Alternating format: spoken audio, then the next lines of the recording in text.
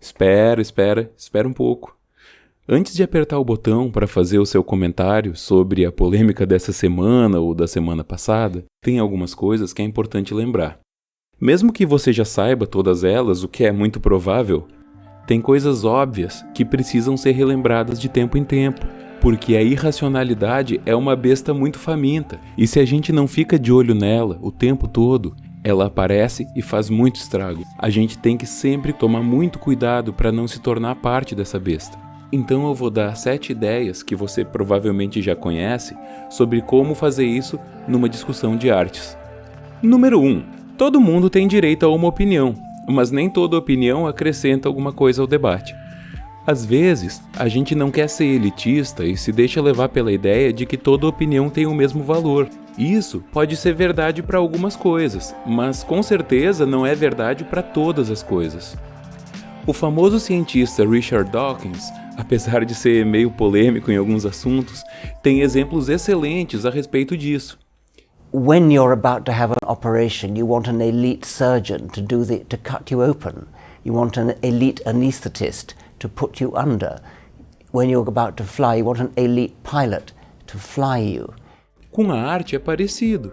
Se você quer se informar sobre uma obra, sobre uma mostra, sobre um museu, sobre uma performance, talvez você não deva se informar com a opinião de um político, com a opinião de um grande empresário ou com a opinião de um militar, e sim com a opinião de alguém que estudou a arte e entende o contexto em que aquilo está sendo feito. Sobretudo hoje em dia, que é uma época em que a gente tem contato com muitas opiniões, é importante a gente saber diferenciar aquelas opiniões que vão acrescentar alguma coisa no debate e outras opiniões que são rasas e que não acrescentam nada.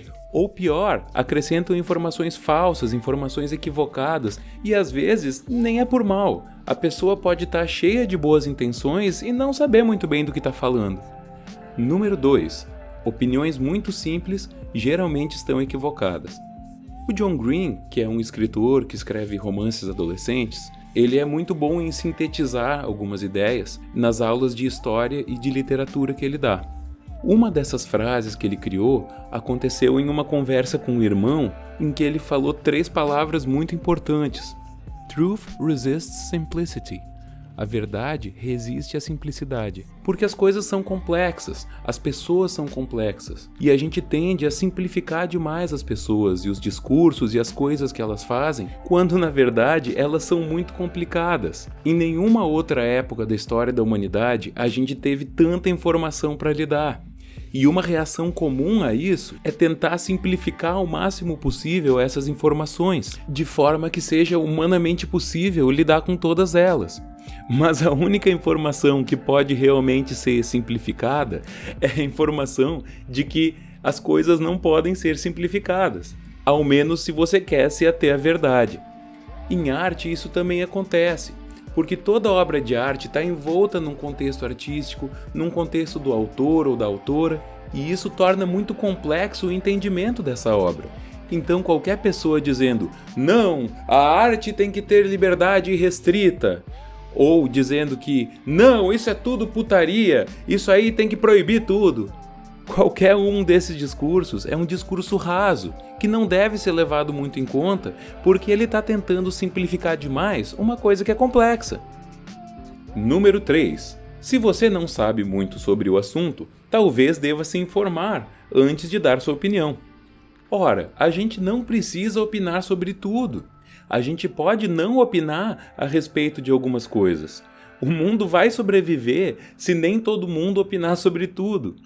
E se você quiser opinar, você também não precisa ter muita pressa. Você pode tirar alguns minutos para pesquisar um pouco a respeito do assunto. Se você fala inglês, uma boa ideia é você pesquisar na Wikipédia, para pelo menos ler o verbete sobre o assunto que você está falando.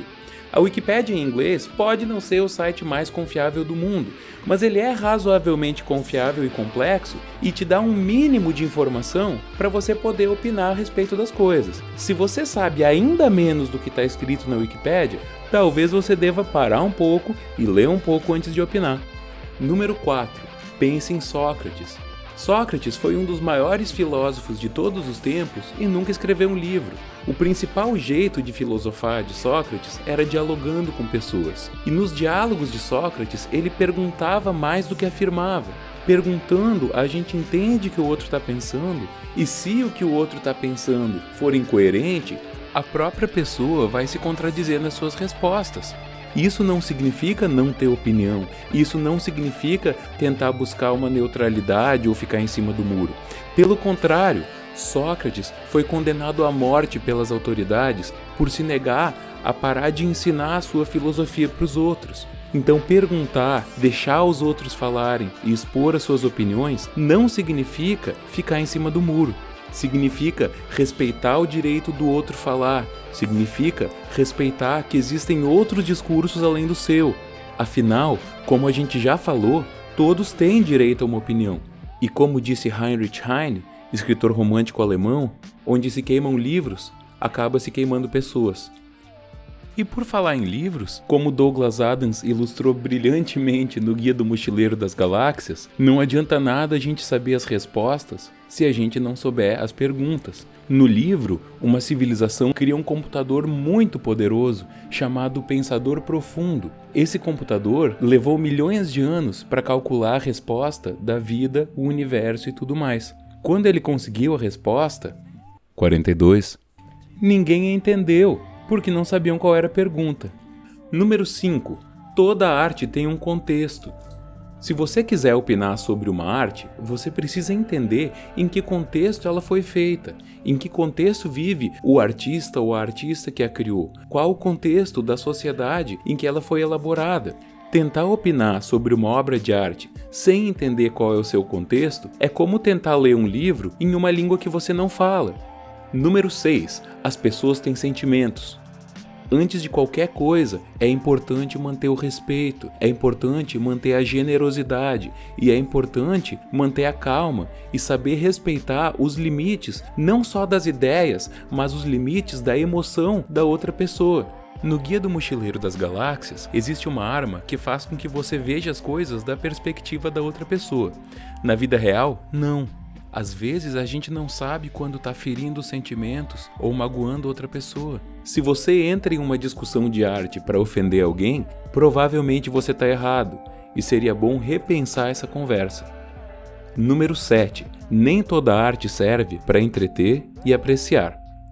É claro que tem obras de arte lindas e maravilhosas que nos inspiram, que nos trazem um pouco de beleza para a vida. E essas obras têm o seu valor. Mas outras obras servem para outros motivos. Servem para provocar, servem para fazer pensar, servem para nos mostrar os nossos próprios problemas e problemas que acontecem em outras partes do mundo que a gente não consegue nem ver, mas que são reais e também precisam ser lembrados.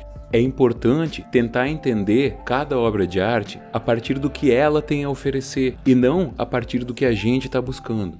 Se a gente busca uma coisa e uma obra de arte não oferece essa coisa, não significa que a obra é ruim necessariamente. Pode significar que ela não é apropriada para a gente nesse momento específico.